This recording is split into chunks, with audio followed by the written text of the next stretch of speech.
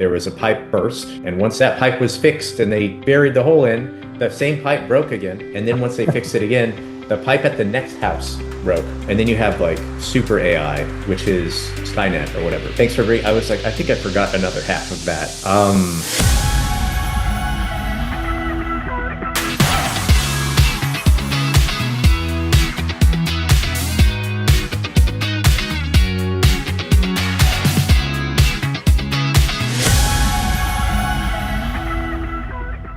Hi, everyone, and welcome to the Grid Dialogues, a podcast show where we explore ideas, innovations, and strategies shaping the future of utilities. My name is Sudeep, and I am your host today. In today's episode, we are diving into an important conversation: modern pressures on water utilities and the role of smart metering. Joining me to explore this topic today is Dr. Brad Lusk, a seasoned leader in the water utility space with deep expertise in operations, infrastructure, and innovation. Dr. Lusk is a research scientist turned CEO and policy advisor with 18 years of experience in environmental biotechnology, climate change, electrochemistry, and bioeconomy.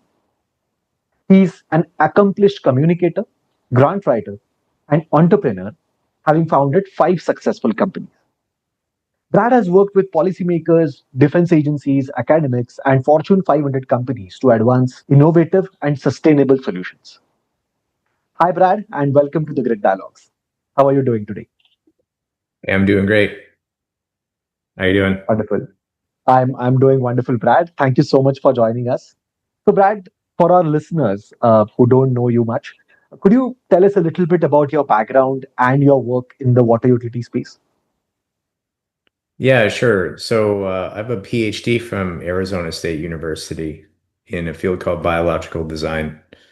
And when I tell people that, they often ask me what that means. And I tell them that their guess is as good as mine. So we were kind of a new program that started there out of the Biodesign Institute. And we were very interdisciplinary. And my role there, or my research there, was looking at how we use microbes and bacteria to do beneficial services for society. And there was a strong emphasis on water treatment, wastewater treatment, renewable energy generation.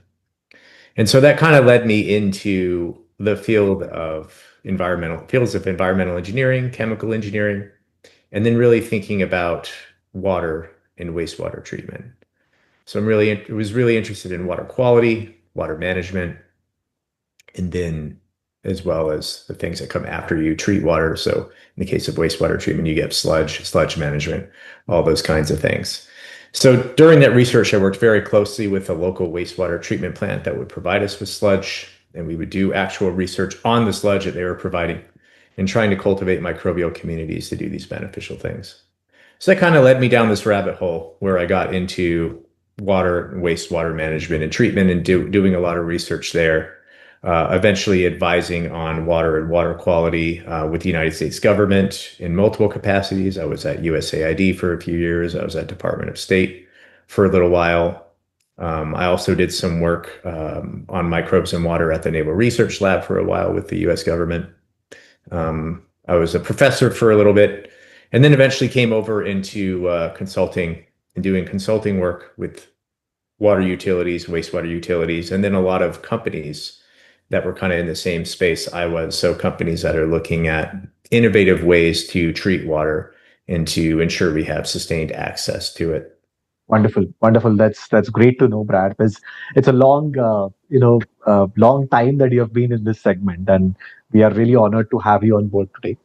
So, diving into today's topic, from your perspective, what are the most significant operational and financial pressures that water utilities are facing today?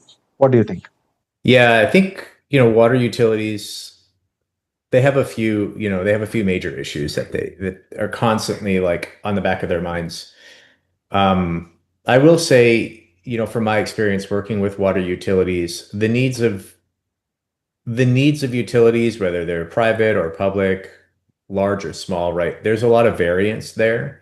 And so these issues, while prevalent across many utilities, are going to have differing levels of degrees of severity.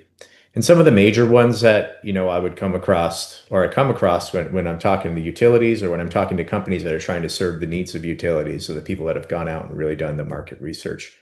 Aging infrastructure is always a big one. Um, just this week, actually, just as an anecdote, in my neighborhood here, there was a pipe burst and the Hmm. water was off for 12 hours. And once that pipe was fixed and they buried the hole in, the same pipe broke again. And then once they fixed it again, the pipe at the next house broke, Oh right? my God. Yeah, it was crazy. So we lost our water for 12 to 13 hours with no notice. And you have to think like, this is old aging infrastructure and things like this are happening, you know, over and over and over again throughout cities every single day, all throughout the world. So aging infrastructure is a huge cost. So you can imagine, I mean, the people that were out there to fix it were out there so long they had to leave and the next shift had to come in, right? So it's Right. it's huge costs associated with that. And that's just one pipe. You can think about larger things Mm. too, whole wastewater treatment facilities, things like that. Um, Regulatory compliance is another one. So a big one out there is PFAS or these forever chemicals.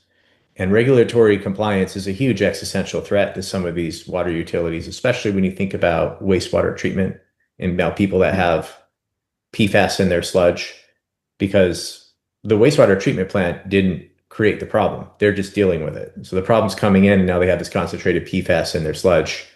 And Mm. now they have regulations coming in at, parts per trillion, depending on the PFAS you're looking at, it could be anywhere from 4 to 10 parts per trillion.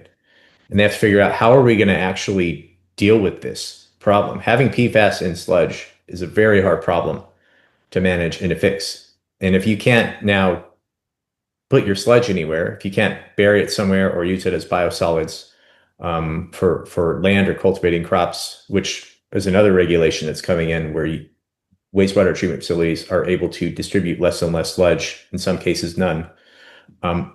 How are you going to meet those regulatory requirements when literally the technology is not meeting the regulatory requirements? Even though the technology to treat PFAS and to separate PFAS is rapidly expanding, it's still not quite there. Um, Mm. Another big one is aging workforce. So Yeah. as people are aging out of the workforce, there aren't as many people to come in and replace them. Mm. And as new technologies are coming in too, training people that have been in the workforce for a while or training new people that are coming into the workforce is, not as easy as it would seem. And then as people leave, you're losing that old knowledge too. And so then there's retraining the incoming people that are replacing the old people on how to do the stuff that's been done for a while. Um, Drought and flood, like change in weather patterns, changing climates, right? So infrastructure that was set up, decades ago now is having to be upgraded to deal with the consequences of the water levels being higher, right? You think about where a lot of from a US perspective, where the largest cities are concentrated, the New Yorks, the Bostons, the San Franciscos, the Seattles, right? These are all coastal cities. Most of the population is actually concentrated on the coast. And so you have Yeah. wastewater treatment and water treatment facilities that are at these lower elevations. And as the sea level's rising, they're at a really big threat of being inundated with this salty water. And then you have security threats, right? Data security, cyber security. You can think about ransomware attacks that have happened on pipelines already. And so this is something that, the water industry is constantly thinking about. And then you also have consequences of like rising costs, right? So there are rising costs associated with your infrastructure and your operational costs and updating, capital costs, all these things. And you have your revenue that's regulated, right? So what you're charging for water, that's generally regulated. So you can't just increase that necessarily overnight to meet your rising costs. So you end up with a deficit of revenue that you Yeah. need versus costs. And so you have to think about, or, water suppliers are having to think about ways that they can bring in non-regulated revenue. An example would be like selling you insurance or warranty on your pipes, right? how can they bring in non-regulated revenue? How can they charge to bring in money so that they can manage their day-to-day business other than trying to charge a customer more for their water, because it might Right. not necessarily be able to do that. And then the last one I have, yeah, I was just emphasizing that equity and aspect and access aspect, right? So water and water utilities want to make sure that they're able to kind of confront these financial pressures and operational pressures while ensuring that, especially in this case of a public utility, right? Their job is to supply the public and the people that they serve, their communities, with water. So they need to make sure that they're able to sustain that supply and make sure that people have access to it, kind of as a, almost as a fundamental human right, you know? Right, right. And Brad, then what about issues like, leaks or thefts or network inefficiencies as well? I'm sure they also contribute to these challenges, right? Yeah, I mean, so non-revenue water or water leakage Yeah. is always a major issue, right? And so water utilities are really interested in detecting leaks quickly. Mm. I mean, obviously, if you're just losing a bunch of water in your pipe somewhere, or there's a leaky faucet somewhere or something like that, like that's all. You think about the whole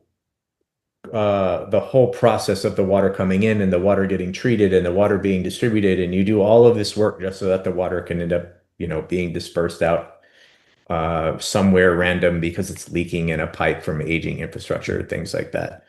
And so water utilities are trying to figure out ways that they can detect these leaks in real time, which I think gets us into, another part of the discussion, which is around like different ways that water can do metering, right? So you have AMI, which is like advanced metering infrastructure, and Yeah. this enables water utilities to kind of basically there's like a multi-directional communication there, and usually the signal is being sent through like cell phone towers or something like that. And you could think of a traditional, like when I was growing up in the 90s, I remember watching the metering person go up to our meter and actually look at the number every time, Yeah. which was crazy, you know? And and so like AMI is trying to eliminate that, essentially make it so you don't need a truck to drive by and pick up a radio signal or a person to walk by and have to look at your meter. And it's kind of just a one way where the meter is sending a signal or the person's looking at a number and collecting a number. You want to be able to go both ways. So you want to be able to hear from that meter and then communicate back to it. And really, when you're able to do that, you can get a larger amount of data. And with that larger amount of data, you can look for these discrepancies where it's like, oh, all of a sudden, like there's a ton of water being used at this location consistently over the course of this period of time that we have never seen happen before. That could be a leak. Can we turn this off and go look at it? Or can we make a phone call immediately to the person that, maybe there's someone responsible for paying that meter and they're like not going to be happy when this huge bill shows up. So it Yeah. just enables that detection like faster. So there's less of that leakage and non-revenue water.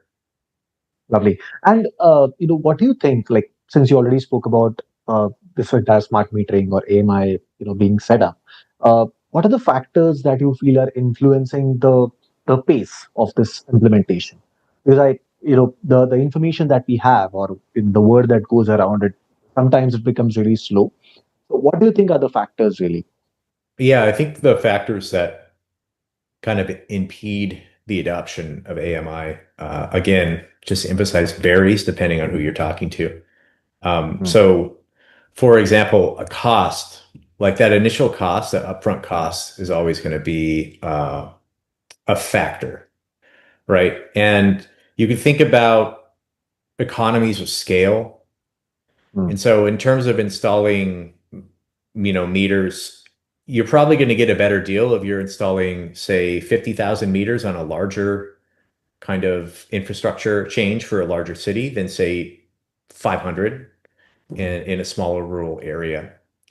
And what's interesting about smaller rural areas, um, some of them are seasonal, for example. Like I can just think, where I grew up, in Arizona, there were a lot of like seasonal cities up north where you do have a population that's there for a good part of the year. But you also Yeah. have people, from the hot desert that only go up to, Flagstaff or Prescott or Pine Top or Show Low or places like this during certain parts of the year. And so Right. what you end up with are like these really uh like dispersed, meters, and you only have maybe a few hundred of them or a few thousand of them, and you don't have as much money in the coffers of the city to pay for this, and you only have people that are there seasonally, so they're not always necessarily like consistently paying into that system or paying utilities in a way that you would get in a city where there are just people living there all the time. Mm. So compounding that issue is, well, you don't have AMI, but now you have a leak. No one's there. Think about the winter months when the pipes are freezing over, like, and you might get a leak, especially as things Yeah. start to flaw. Well, no one's there. No one's Mm. there for like 4 or 5 months, right? And so Mm. this is a huge issue in these rural areas where they want to be able to detect the leaks, but they don't have millions of dollars to invest. Maybe maybe Flagstaff does. Flagstaff's not a small city. Don't get me wrong, but some of these smaller rural cities that I've talked, some of the ones I've talked to in Iowa, for example, where they have 500 meters or 1,000 meters, like it just doesn't seem very realistic to them to get you know millions of dollars to be able to spend on them. So as you mentioned, right, these are all factors affecting, but I'm sure there are there could be organizational factors also, sometimes technical factors also that affect these large scale meter deployments specifically. Yeah, Apart from yeah. what you mentioned, what do you think? Yeah. Yeah, yeah. Thanks for bringing. I was like, I think I forgot another half of that. Yeah. So with the larger utilities, some of the pain points that I've heard are it's the integration of the old with the new. And so, for example, I spoke with a city that serves. I can't remember. They had like maybe 30 or 40,000 meters, right? So this is maybe like it's not like huge. It's not Houston, but it's a mid-size operation, I would say, mid to large size operation. Um, and they have smart metering, these AMI systems installed in 90% of their systems. And it's the other 10% that prevent them from doing leak detection because those 10%, the meter readings aren't synced with the software, aren't synced with the system. And so it makes it, you know, if they don't have accurate numbers between the two, it makes it really hard for them to use that across the system. There's also the human aspect of it as well. And so we talked a little bit about it before, like the workforce turning over or the workforce having a difficult time finding people to fill those positions. And so you have training on new technology that comes in, and the training of people that have been doing it a certain way for a long time isn't necessarily the easiest. And then the training of new people that have no experience at all isn't necessarily the easiest. And then the integration of that technology in terms of getting the old data and the new data to like communicate properly and getting some of the old software to communicate with the new software that's being used through the AMI system. And so the integrator needs to come in and do a custom kind of software package and integration, usually on a one by one kind of scenario, because there's not necessarily what's the word I'm looking for? Like consistency across all of the utilities in terms of what they have been using and what they are using and what hardware they're using for AMI and what software they're using for AMI. And so all of these add like, extra levels of complexity, and then you have different needs. The Southwest is going to have fundamentally different needs than the Northeast in the United States, for example. And so they're more interested in certain things than the other ones are. And so it just makes everything, if you can't do, you think about like a pen or something or some basic thing like a razor, you could just print like millions of these and just ship them off. And it's really easy to think about scale.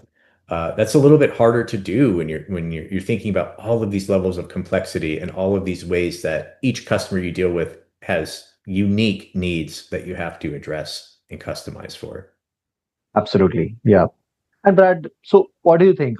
How can modern field operations tools improve the installation, commissioning, and maintenance of this entire metering infrastructure?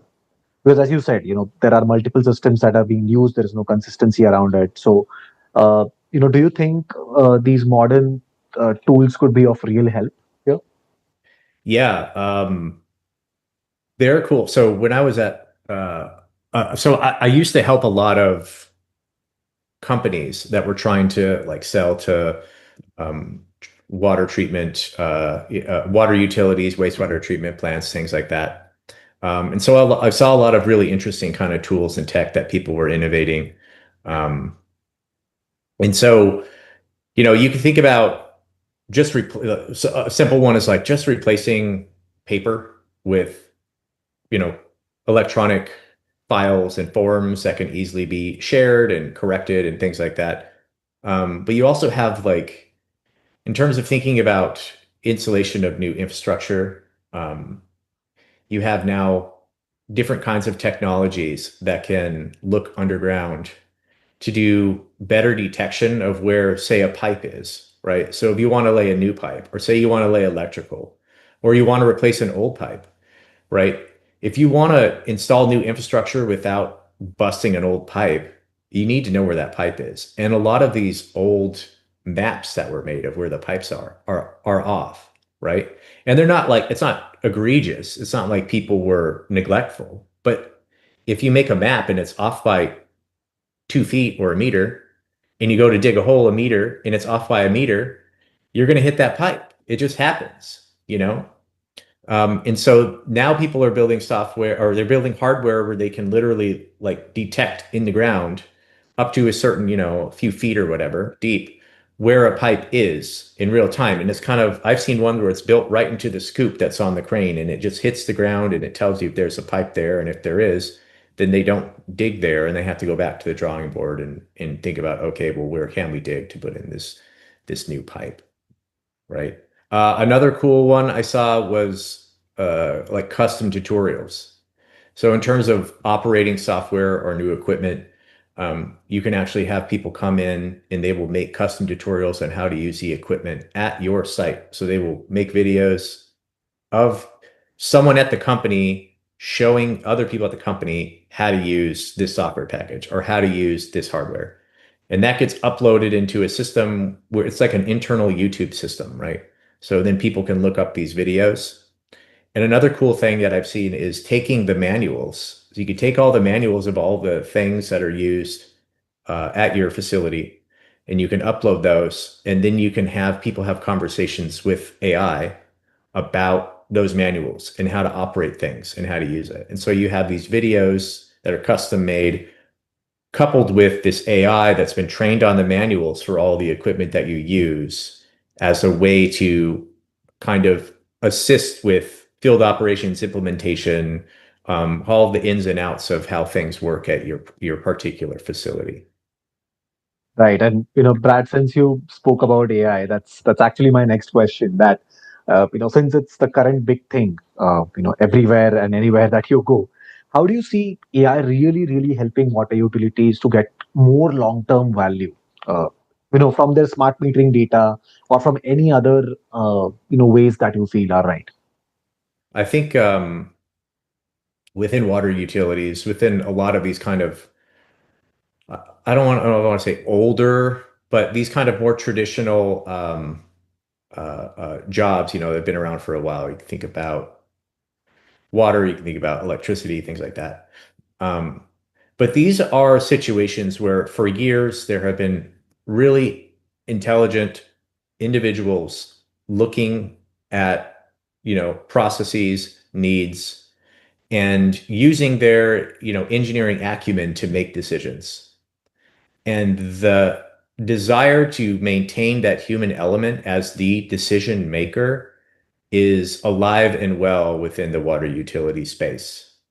And so when we're talking about AI, we might be, in the context of water utilities, you might be thinking about like narrow AI, right? There are a few different ways to think about AI. You have narrow AI, which is essentially like machine learning. You have general AI, which is as smart as a person.